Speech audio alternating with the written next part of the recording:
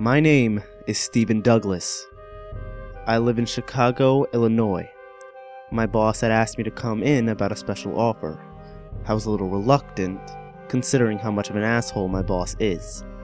But I knew his son, Derek, had recently passed, so I decided to give him a chance. When I entered the office, my boss was in tears. He tried to hide it with a tissue. As I sat in the chair, he gathered himself and spoke. "Stephen, I'm sure you're aware of my son's recent suicide." I replied with a loyal, "Yes, sir." "I'm sorry for your loss." Don't be. Anyway, I thought you might be interested in his computer. It's got decent specs, and I know as the best IT guy in the business, you'll know how to handle the idiosyncrasies. "Oh, sir, I couldn't possibly—" "Stephen, please. I insist. It's the least I can do after all of these years." Why me? He had never given me this much praise before.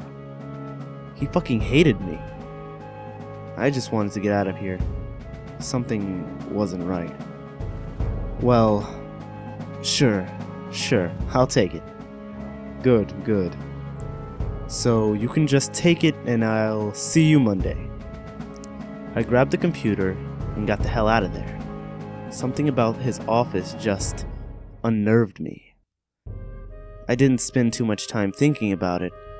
I wanted to get home and see what this bad boy could do. When I returned home immediately, I hooked up the computer. It's kind of an old one, so I knew it would take a bit to boot. While I waited, I went to grab a beer. I opened the fridge, took out a beer, and took a sip. I stood there, drink in hand, for a couple of minutes, just thinking about my boss, about Derek, about all the nonsense I've faced in the past couple of days. It was then that everything started to go downhill. I heard a noise so horrifying, so startling, so inhuman. I dropped the glass bottle on my foot, and it shattered into pieces. The first thing that came into my head was it came from the computer room. I rushed to where I had hooked up the computer to see it booting normally. The Windows XP logo was there, and it was revealing a desktop as plain as it gets. Nothing out of the ordinary here. I glanced around the room. Nothing. Everything was normal. Everything was safe. I slouched in the chair in front of the computer. Guess it was in my head. Trying to hide the fear that something was there, I laughed. I went ahead and started examining the desktop. There was my computer, a folder entitled Photos, one called Videos, and another called Games. The all caps slightly disturbed me, but I pressed on. The first thing I did was check the specs. They were alright, could run GTA 4 if you didn't have too many processes running. I closed my computer and stared at the screen a bit. What am I going to do with this computer? Do I really want to see Derek's photos and videos? And that's when it hit me. What if my boss wanted me to find clues toward Derek's suicide? Now, I've always loved mysteries. So when I thought of this, I decided to begin searching instantly. I was about to click photos when an error message sound startled me out of my chair. It was something I had never seen the likes of before. It simply said, "Catch me if you can." I stared at the words on the screen long enough to scare myself. I decided to ignore it and press on. I clicked OK when that god-awful noise played again. I was able to examine it more clearly now. It was Derek's suicide audio clip distorted by some white noise. The full clip was about 4 minutes long. This part was about 3 seconds. All it included was the gunshot. It was horrifying to think about a perfectly happy kid killing himself for no discernible reason. The error message was still there.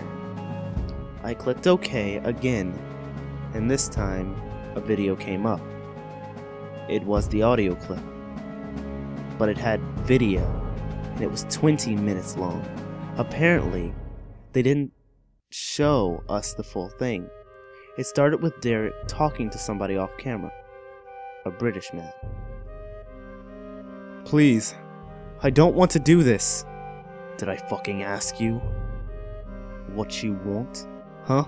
Is it fucking Christmas? No. You do what I say. Do you fucking understand? Fucking kids. Okay, I'll do it. Just don't hurt my dad, okay? Your dad'll be fine, you little brat. Now shut the fuck up and take the gun. Derek then proceeded to recite the monologue on the audio clip. It included him saying things about girls at school, bullies, even abusive teachers, but none of it was true. Everything was proven false later. He then took the gun, let out a final scream, and blew his brains on the back wall.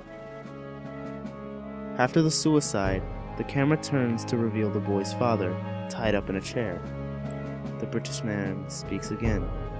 Well, there you go, you fat fuck. You let your son blow his brains out all over your bedroom wall because you're too much of a fucking pussy to do it yourself. You make me sick, you bastard. I ought to kill you right here, right now. But he didn't. The video turns black for the remaining time. At this point, I was frozen. I closed out the video and the computer blue screened, a bad one at that. I couldn't recover the computer or any of its components after that. It was all fried. That computer sits in my basement.